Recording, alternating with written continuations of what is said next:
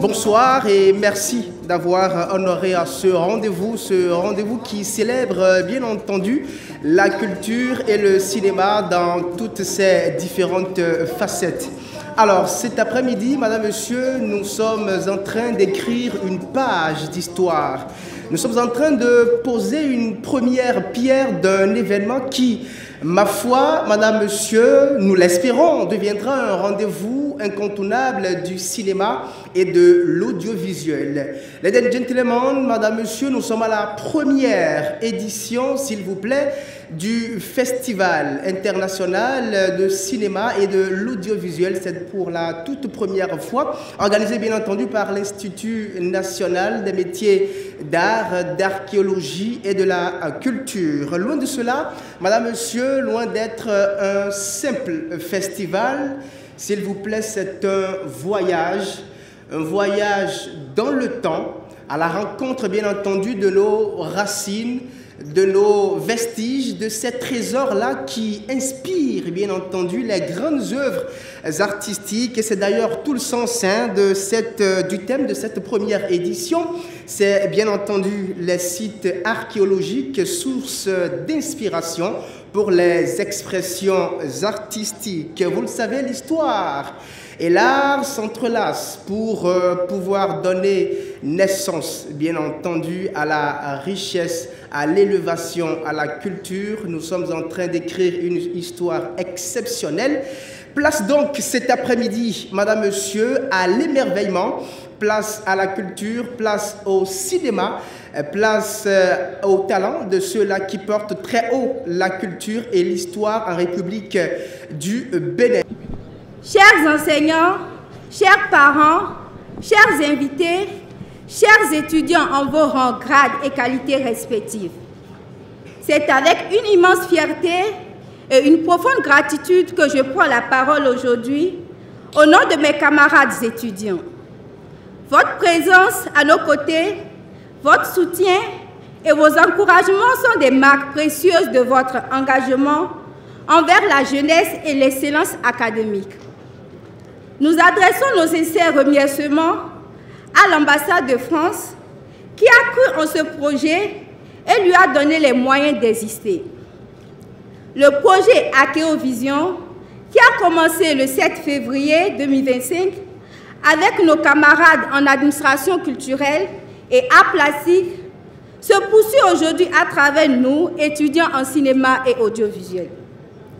Nous avons l'honneur et la responsabilité de porter ce festival durant ces 3 jours pour mettre en lumière le travail acharné de toute une équipe passionnée et dévouée. Je tiens à exprimer toute ma reconnaissance à mes camarades qui sont les véritables artisans de cette aventure. Sans leur engagement, leur créativité et leur détermination, ce que nous célébrons aujourd'hui n'aurait pu voir le jour. À toutes celles et ceux qui, dans l'ombre ou à la lumière, ont contribué à la concrétisation de ce projet, nous disons merci. Nous remercions chaleureusement nos partenaires et sponsors pour leur soutien indéfectible. L'Université d'Abomey-Calavi, l'INMAC, l'ambassade de France, Erevan, ESDAM, Novo Image, Gangan Prod, Comtesse, ADAC, EIG, DCC Communication. Hommage particulier au Dr Dorothée Dognon, notre chef département qui, depuis notre première année, incarne pour nous bien plus qu'un guide académique. Un véritable pilier, toujours à l'écoute, toujours prêt à défendre nos intérêts et à nous offrir un cadre de travail motivant. Nos remerciements vont également au professeur Romia Tibozo, directeur de l'INMAC, et à M. Didier Nda, son adjoint, pour leur vision et leur engagement en faveur du développement de nos filières. Enfin, nous ne saurions oublier nos différents enseignants, notamment Dr Nestor Labi, Dr Blandine Agbaka, Dr Rose Akapo, Dr Gérard Kouagou, Monsieur Vekis Aroni Métier, dont l'accompagnement et l'investissement quotidien façonnent notre avenir avec rigueur et bienveillance. Vive le Festival international de cinéma et de l'audiovisuel Cinéma et Sciences. Vive le projet Akeovision. Vive l'INMAC. Vive l'Université d'Abomey-Calavi. Chers collègues enseignants, chers professionnels du cinéma, honorables invités, c'est avec un profond honneur et une grande joie que je prends la parole aujourd'hui en ma qualité de délégué général du festival pour les cérémonies de lancement de la toute première édition du Festival international du cinéma et de l'audiovisuel de l'INMAC. Ce festival, dénommé Cinéma et Sciences, unique en son genre en Afrique, marque une étape historique dans l'univers du cinéma universitaire et de la recherche scientifique. Ce festival est né dans le cadre du projet Akeovision, un programme novateur qui vise à valoriser le patrimoine archéologique à travers les expressions artistiques. Ce projet est financé par l'ambassade de France, dont le soutien a été essentiel à la concrétisation de cette ambition. Grâce à cette initiative, nous avons pu réunir les talents et les expertises nécessaires pour faire de cette rencontre un véritable carrefour d'échange entre science et création artistique. Le thème de cette édition, archéologie, source d'inspiration pour les expressions artistiques, traduit notre volonté de souligner les liens profonds qui unissent le cinéma et la science. En effet, le cinéma, au-delà d'être un art, est un outil puissant d'exploration et de transmission du savoir. Il nous permet de revisiter notre passé, de documenter notre présent et d'imaginer notre avenir. L'archéologie, en particulier, constitue une source inépuisable d'inspiration pour les créateurs artistiques qui parviennent à donner vie au cinéma, aux civilisations disparues, à raconter leurs histoires et à susciter l'émerveillement du public. Ce festival, organisé avec dévouement par les étudiants, témoigne de leur talent, de leur engagement et de leur détermination à participer à l'écriture de l'histoire du cinéma béninois. Grâce à leur passion et à leur travail acharné, nous assistons aujourd'hui à la naissance d'un événement majeur qui fera date dans l'histoire du 7e art en Afrique. Je tiens à leur adresser mes plus vives félicitations et à leur exprimer toute ma gratitude pour cette initiative audacieuse et exemplaire. Durant cette édition, nous aurons l'opportunité d'assister à des masterclass animés par des cinéastes de renom, ainsi qu'à des panels enrichissants, réunissant enseignants, chercheurs et professionnels du cinéma. Ces moments d'échange et de réflexion permettront d'explorer les interactions entre la science et la création cinématographique et de montrer comment les deux domaines se nourrissent mutuellement pour ouvrir au monde les récits captivants et éclairants. Excellences, Monsieur l'ambassadeur du Royaume du Maroc, doyen du corps diplomatique, nous sommes très honorés de votre présence parmi nous cet après-midi. Merci d'être venu. Monsieur le représentant de l'ambassadrice de France, partenaire clé dans cette activité, merci d'être à nos côtés pour cet après-midi. Je voudrais profiter pour remercier tous vos collaborateurs qui vous ont accompagnés, notamment notre partenaire, je vais dire de tous les jours, M. Okiri Salmon, grâce à qui nous avons pu mettre en place ce projet. Merci beaucoup pour votre engagement, M. Salmon. Okay. Monsieur le représentant du recteur de l'Université d'Abomey-Calavi, Merci beaucoup d'avoir sacrifié de votre temps précieux pour être parmi nous cet après-midi. Nous savons toutes les charges qui vous attendent et merci beaucoup d'être à nos côtés. Monsieur le directeur adjoint de l'Institut national des métiers d'art et d'archéologie, Monsieur le chef de département d'histoire et d'archéologie, Madame Akako Rose, chef de département de musique et art dramatique, Madame Blandine Okpe-Oloua Agbaka, chef du département des arts visuels, et Monsieur Dorothée Doyon, chef département art audiovisuel et cinéma, et Monsieur le conseiller Claude Balogun, notre partenaire, je vais dire, de tous les jours, le passionné de l'INMAC. Il n'y a pas un rendez-vous de l'INMAC auquel il ne répond pas. Merci pour votre accompagnement de tous les jours. Chers collaborateurs, Madame la secrétaire générale de l'entité de l'INMAC, chers étudiants, je voudrais vous souhaiter la bienvenue à cette cérémonie de lancement de notre premier festival. C'est à son édition 0 et qui va nous permettre de perpétuer cette activité. Je suis très heureux de voir l'engagement de vous tous. Nous allons, à travers les prochains jours, montrer un peu l'engagement de nos étudiants lorsqu'on leur donne un tout petit peu de confiance, ce qu'ils peuvent nous démontrer, ce qu'ils peuvent faire. Nous allons les voir à travers les films qu'ils vont nous proposer. Nous le voyons également à travers les intermèdes qu'ils nous offrent, mais que nous allons découvrir encore davantage. Donc je voudrais remercier tous les collègues, tous les collaborateurs ici, qui ont véritablement engagé leurs compétences pour que nous puissions arriver à ces résultats et que nous allons montrer à la communauté universitaire.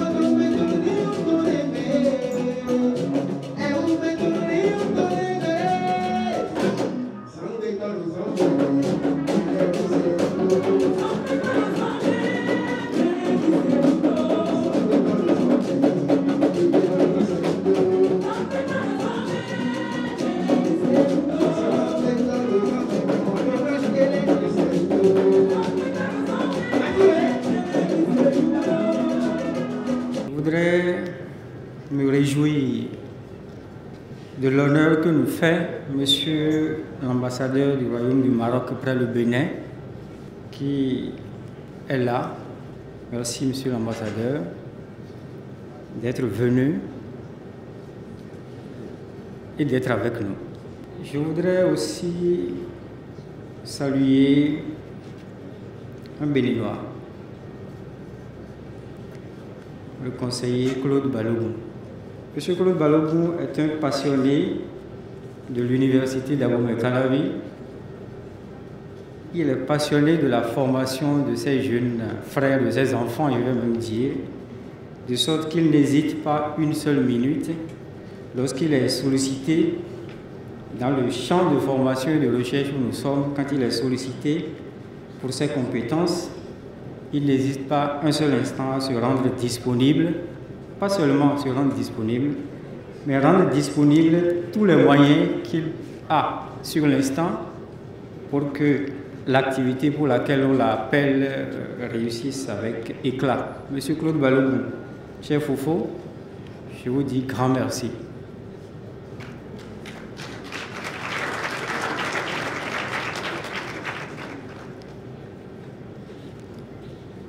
Le festival, monsieur le délégué général, c'est un défi. Le directeur a bien fait de dire que c'est le numéro 0, mais ce n'est pas pour vous donner 0.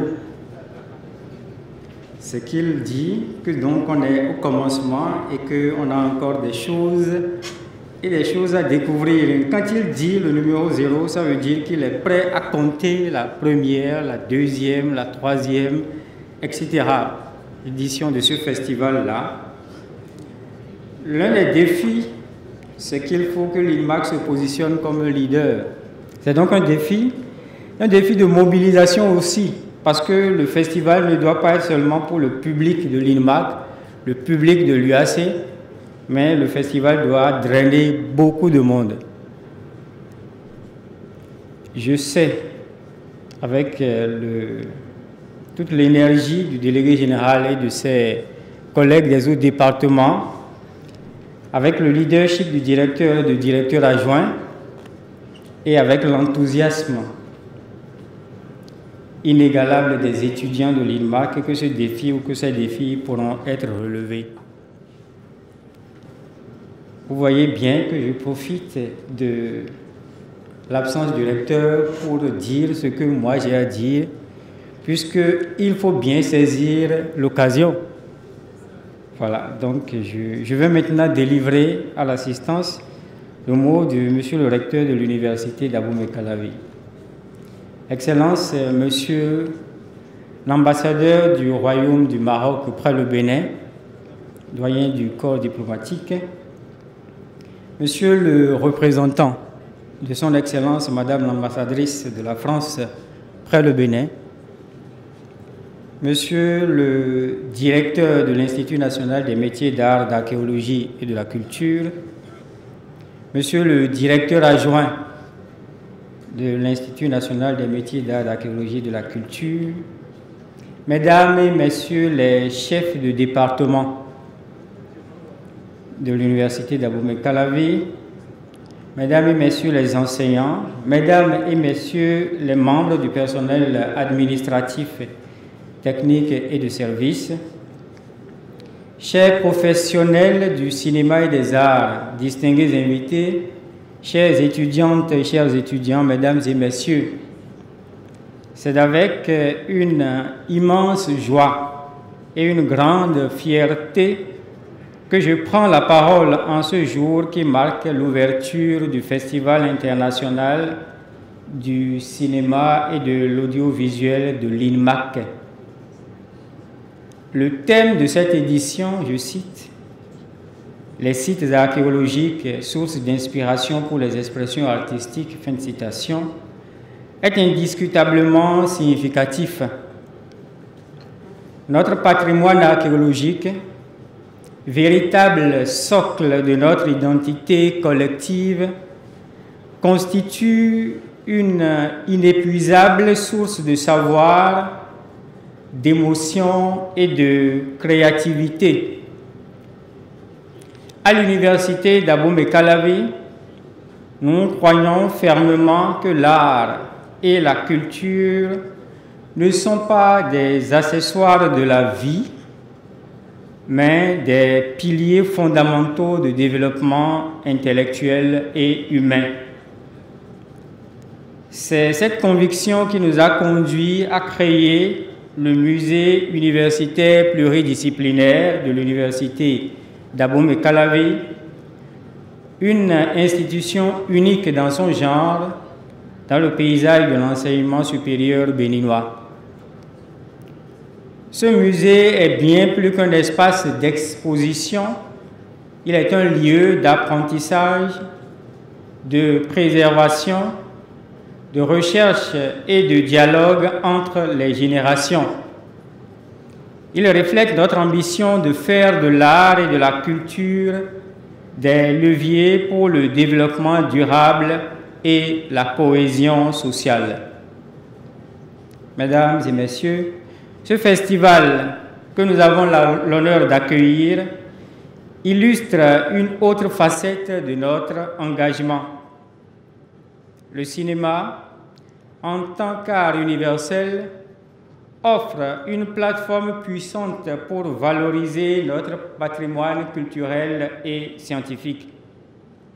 Il permet de raconter nos histoires, de transmettre nos savoirs et de promouvoir notre identité culturelle au-delà de nos frontières. En associant le cinéma aux sciences, notamment à l'archéologie, nous mettons en lumière l'interaction féconde entre l'art et le savoir scientifique. Elle est essentielle pour inspirer les jeunes générations, sensibiliser le grand public et préserver notre mémoire collective.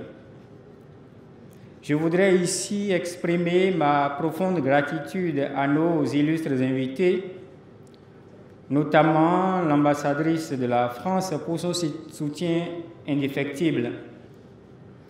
Mes remerciements s'adressent également au directeur de l'Institut national des métiers d'art, d'archéologie et de la culture et à son adjoint qui, par leur vision et leur engagement, contribuent à faire de l'UAC un véritable pôle d'excellence académique et culturelle.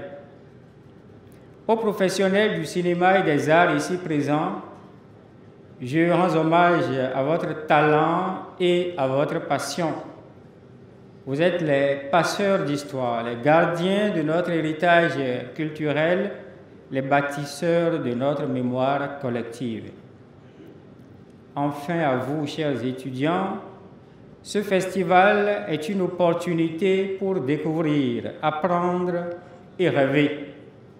Vous êtes au cœur de nos préoccupations et tout ce que nous entreprenons, y compris la création du musée universitaire et l'organisation d'événements comme celui-ci, vise à vous offrir un environnement propice à l'épanouissement intellectuel et culturel. Distingués invités, permettez-moi de réaffirmer que l'Université d'Abomey-Calavi continuera de placer l'art et la culture au centre de ses priorités. Nous croyons fermement que la préservation et la valorisation de notre patrimoine culturel et artistique sont des conditions essentielles pour relever les défis de notre époque.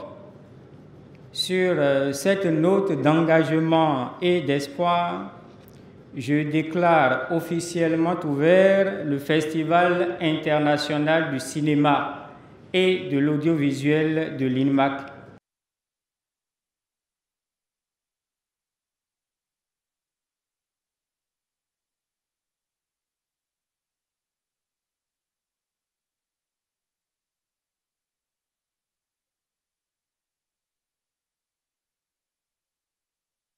En réalité, tout ce qu'on savait, tout le monde des gens d'arrière, tout ce qui savait, ce sont des sites des hommes athées. Donc les tours là, c'était les tours des hommes athées ou les hommes athées habitaient.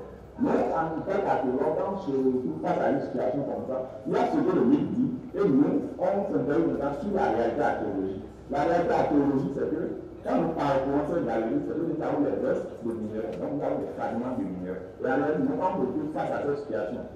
Et on a encore le lamas historique. C'est que, en fait, c'était depuis près de 1700 à 2000, à peu près de 400, 500 ans, les forgerons qui ont occupé les lieux, apparemment, la population a eu le cas d'oublier. Mais il y a eu des réminiscences et c'est d'où est sorti cette différence. C'est le travail du fait, comme certainement milliers se sont retrouvés ailleurs, et il y a d'autres groupes de population qui sont venus s'installer. Et eux, ces groupes de population n'ont rien à voir avec ces sites. Donc, elles ne veulent pas du tout nous enseigner sur l'activité. Ça fait l'explication qu'il faut trouver à ces éléments qu'on a observés de part et d'autre, se baser sur les mythes. Vous parlez des hommes athées, mais ça, en fait, sont des mythes qui n'ont rien à voir avec la réalité archéologique.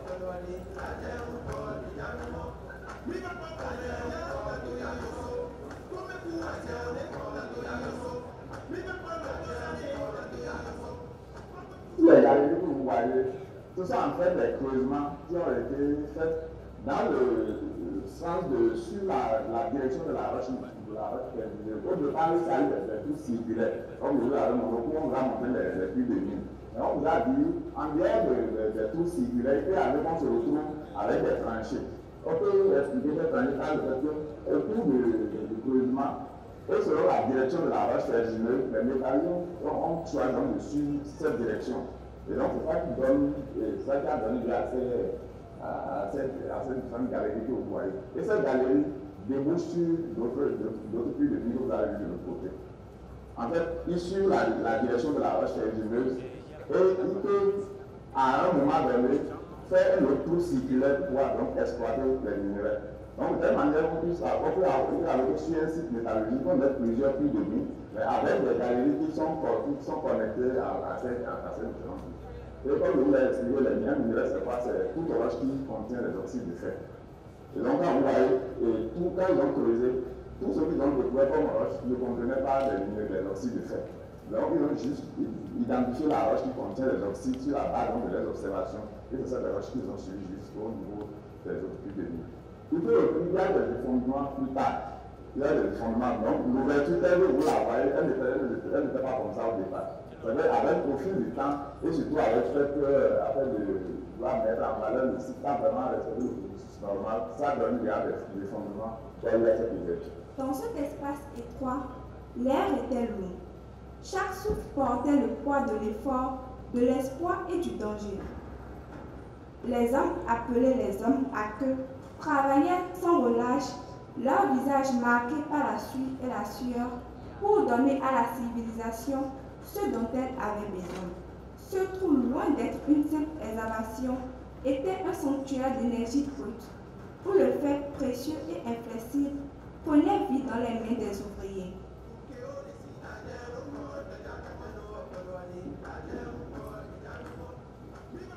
Réaliser ce film dans le but de vous montrer les pratiques ancestrales des hommes à queue et des activités qu'ils pratiquaient. Le site Goudoudi, c'est un site qui est situé dans le département du Koufou, précisément à Goudoudi. Et beaucoup ne connaissent pas ce site, beaucoup ne savent pas que c'est un site qui est rempli de richesses, qui a un patrimoine immatériel immense. Et c'est dans ce but que j'ai décidé de révéler la richesse de ce site archéologique.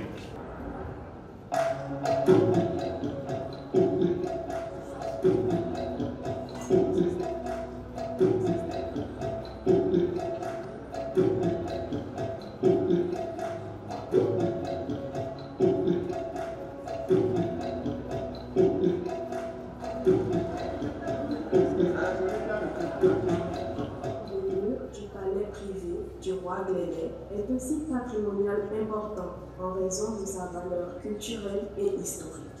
Il est constitué de grandes pierres et de briques et son architecture reflète les techniques de construction de l'époque. Aujourd'hui, le site attire les visiteurs intéressés par l'histoire du royaume du Dahomey et la culture de la région. Le palais de était le palais de retraite. Cana était donc la ville religieuse. Cette ville-là, c'est dans cette ville-là que se faisait tout ce qu'il y a comme offrande, Dieu, tout ce qui parlait faire avec l'utilisation, c'était à Cana. Et donc, chaque roi devait construire un palais à Cana. Et chaque année, le roi se retirait aussi pour faire un certain nombre de rituels.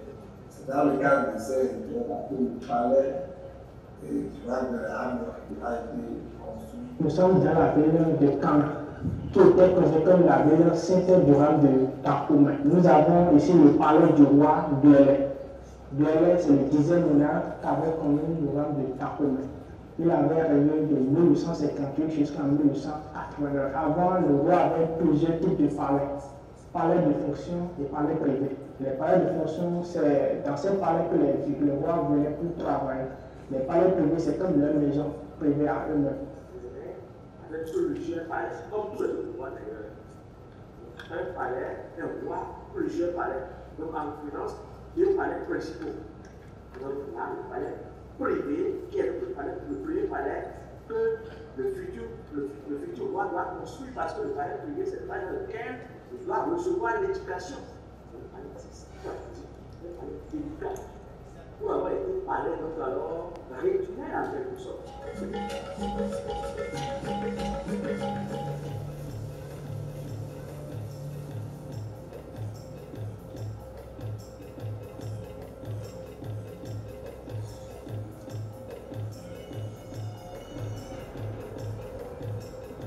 Dea vigile miwa uchi miwa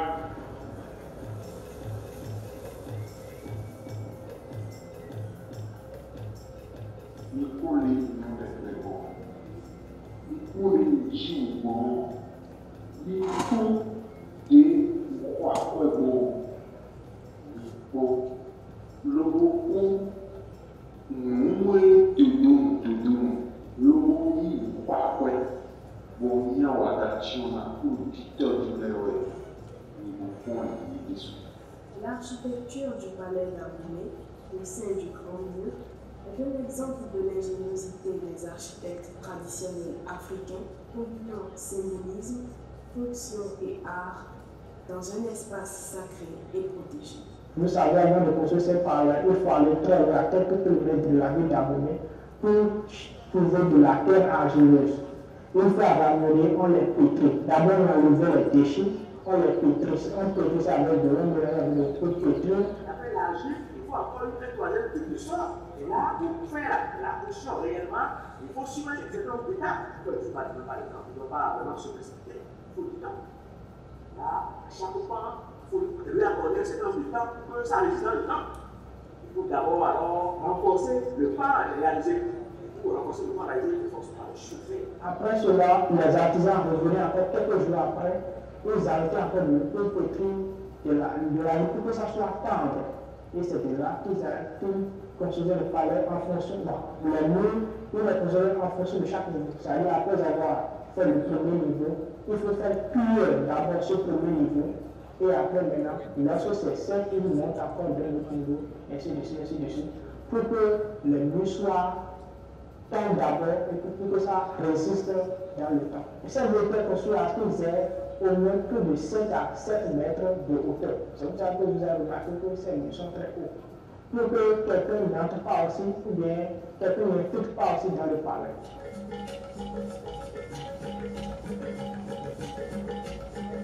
Nous voilà ici sur l'ancien palais du roi de l'Est, où nous avons parcouru un peu la clôture qui fait environ 23 hectares. Nous avons constaté que le palais a été construit suivant une structure et constitue plusieurs entrées et plusieurs. Eh bien, on parle de l'idon, de Wotan, pour parler de l'âme du mur. Et ce que moi je voulais montrer tout de suite dans ce film, à travers ce film, c'est l'architecture, la structure que représente ce mur du palais privé du roi Clélé. Parler un peu de cette richesse que nous avons et malheureusement des problèmes que ce mur rencontre aujourd'hui.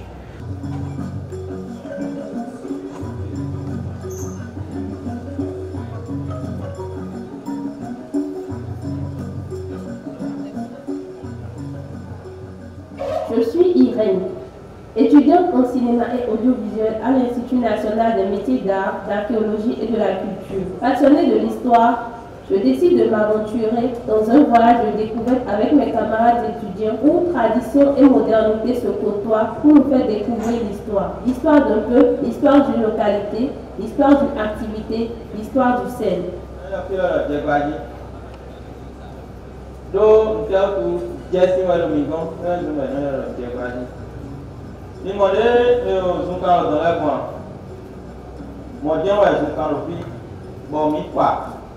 Mi blo ali loko, bon mi non de klo, bon ali. So mi blo loko, ben non la roue, parce que mais c'est leur fille, so mi non de piquer de là. Bon mi non be ko attendre mais. So mi ka blo bois, mi blo au Bordeaux pour ton beau train pour ton bi. Dis-moi. Non, dialo. Diapolo quand même. Nous, nous,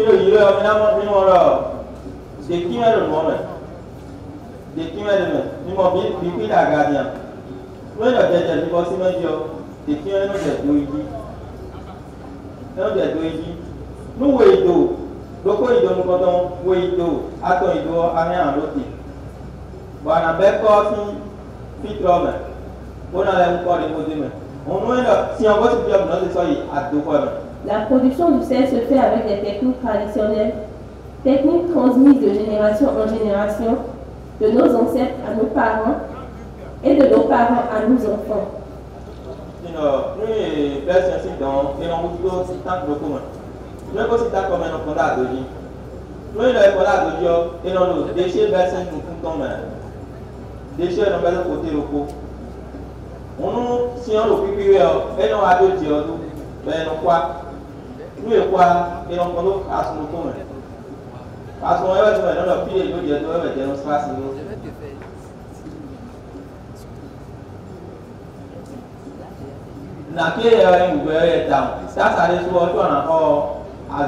Le sel de Djegbadi, il est tout à fait naturel, puisqu'il est fabriqué de façon artisanale. Donc, nous avons la limitation des produits chimiques. Et contrairement au sel industriel qui est systématiquement iodé, le sel de Djegbadi n'est pas iodé. Alors, ce qui constitue pour le sel industriel un avantage. Toutefois, l'OMS recommande 5 grammes de sel par jour. Alors, ce manque en iode n'est pas criable. On pourrait supplémenter par une alimentation riche en iode, telle que les poissons, les fruits de mer, l'œuf et le lait.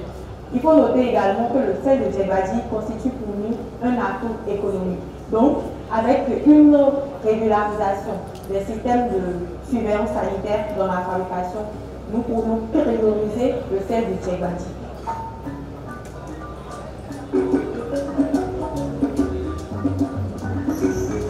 L'histoire du sel ne puise pas ses origines de Djegbadi, mais de villages voisins. On est ici sur un site qu'on appelle des Poumins. Ce site était effectivement un atelier de la production du sel. Vous voyez une accumulation de beaucoup de personnes de poterie. Bon, quand vous observez de près, on peut retrouver aussi des trucs dedans, on peut retrouver d'autres. Regardez ici par exemple, c'est un morceau. C'est un bloc de la cendre avec d'autres éléments. Mais c'est la cuisson du sel qui a produit cela. Ce sont des poteries qui avaient servi à la production du sel. Lorsque ça se casse et que c'est hors d'usage, alors on jette. C'est un crime qu'ils ont commis ici. Regardez ça. Tu vas trouver ça dans l'Europe. Et ils ont mis des comment ça, tractopelles dedans. Pourtant, on a fait une étude préalable et c'est mentionné dans les rapports qu'il existe des sites archéologiques qu'il faut d'abord étudier avant les destructions. Mais malheureusement, au moment du lancement des ateliers, des travaux, on n'a pas été contacté. Si bien qu'ils ont coupé ça en deux. Alors, pour sauver un peu les murs, nous avons essayé d'implanter un sondage. Un sondage quelque part ici. Bon, après notre départ, ils ont encore détruit. Et là, quelque part là, nous avons fouillé et nous avons retrouvé des bases, comment ça, les foyers qui servaient de diffusion. Je ne sais pas si c'est encore conservé. Joli, hein? Des jolis foyers comme ça. Selon Milan, vous défendez le point de vue selon lequel il faut construire des infrastructures. Tout de suite, quelles sont les raisons qui sous-tendent de votre position? Je vais commencer par dire ceci. On ne peut pas construire l'avenir en restant prisonnier du passé. Je vais commencer par là d'abord. Et il faut aussi penser au bien-être des peuples de ces villageois en question. Tu dois forcément dire le site archéologique, on ne le refuse pas. Mais c'est une culture, certes, mais il faut quand même penser à l'avenir, à leur développement. D'accord. Vous pensez sans doute le contraire. Quelles sont également les raisons qui sous-tendent cette position-là? Je dirais d'abord que ça n'est une approche moralement, éthiquement, il est inacceptable de détruire pour des façons passées au profit grec à coût terme. Et de dire qu'on ne va pas continuer à venir par exemple du passé. Le passé est fait par nous. On peut bâtir l'avenir en restant plus ou moins fidèle sur le passé. On peut prendre par le passé, bâtir l'avenir. le passé, il est loin. Merci pour l'apport de tous, parce que ça n'a pas été facile, mais nous avons pu faire quelque chose. Et là, patrimoine culturel et jeunesse, c'était pour relater un peu la vision que la jeunesse a concernant le patrimoine culturel. Nous sommes dans une école d'art et là, nous voyons que les sites archéologiques souffrent du manque crucial de protection, de valorisation. Et là, en tant qu'acteurs de la culture, nous discutons pour pouvoir trouver des solutions pour valoriser ce patrimoine culturel. Donc c'est un peu ce que j'ai voulu montrer dans ce film.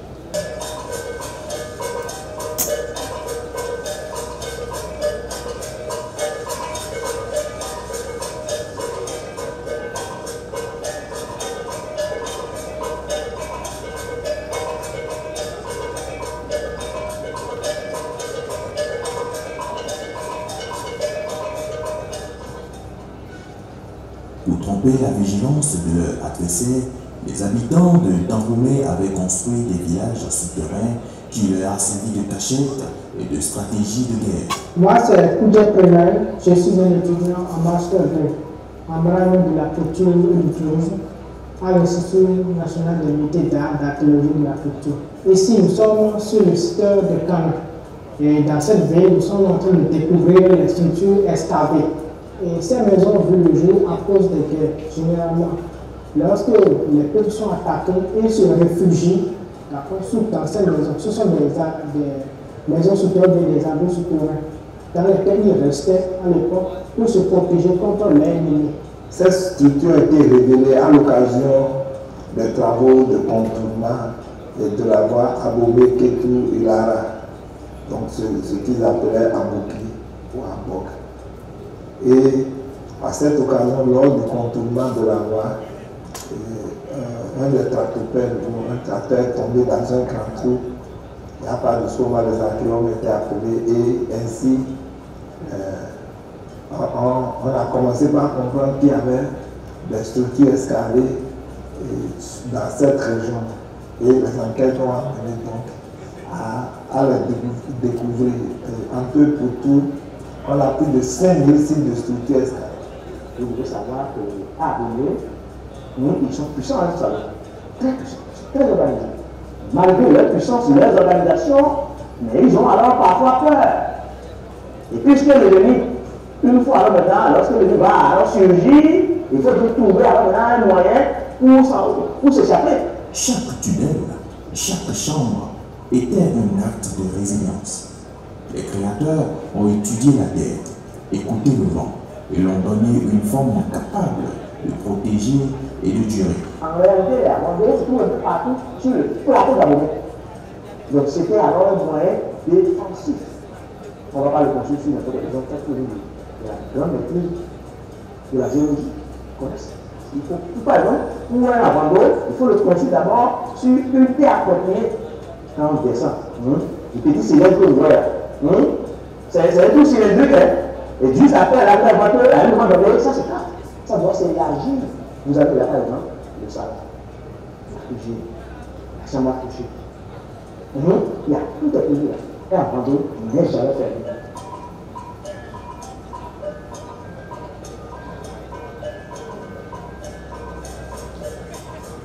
Les structures escalées sont creusées d'une façon un peu standard. Vous avez un trou circulaire d'1 mètre de diamètre exactement. Toutes les structures escalées, c'est exactement ça. C'est un trou circulaire d'1 mètre de diamètre. Ensuite, cette structure est creusée généralement du sol latéritique. Donc on fait 1 mètre de profondeur et on commence donc par élargir l'alvéole. On commence par élargir le tout en respectant des proportions. On respecte les proportions dans l'élargissement. Et donc, on se retrouve avec une chambre au milieu. C'est la chambre au milieu. Et après, on creuse donc d'autres chambres autour. Donc, c'est ce que nous appelons les alvéoles. Les alvéoles, c'est les autres chambres. Et donc, ces structures excavées là ont plusieurs alvéoles, plusieurs chambres Et on a compté jusqu'à 10 alvéoles. Les structures excavées, les canaux n'étaient pas seulement des refuges contre les envahisseurs, ils ont vu la vie s'organiser. C'était des lieux où les habitants vivaient, stockaient leurs biens et maintenant leur culture. Ils allumaient des lampes à huile avec donc de l'huile rouge et de la cotonade probablement pour pouvoir voir. Ils préparaient à l'intérieur, donc c'était la vie exactement comme sur terre. Donc selon la dimension du nombre de personnes qui devaient se réfugier, donc on appelle la dimension de ce Les harandos n'étaient pas seulement un lieu stratégique, c'était aussi un espace spirituel où les croyances et les traditions étaient maintenues vivantes. Quand vous remontez à l'origine même, l'une des questions c'est comment est-ce qu'on en est arrivé à avoir ces structures excavées? L'origine même des structures excavées montre bien qu'il se peut bien qu'il y ait à l'origine des types spirituels. Les structures excavées du Canaan a été réalisée dans le but de mettre en lumière ce site archéologique situé dans la commune de Sokodome, précisément à Canaan, la ville sainte du royaume de Dahomey à l'époque.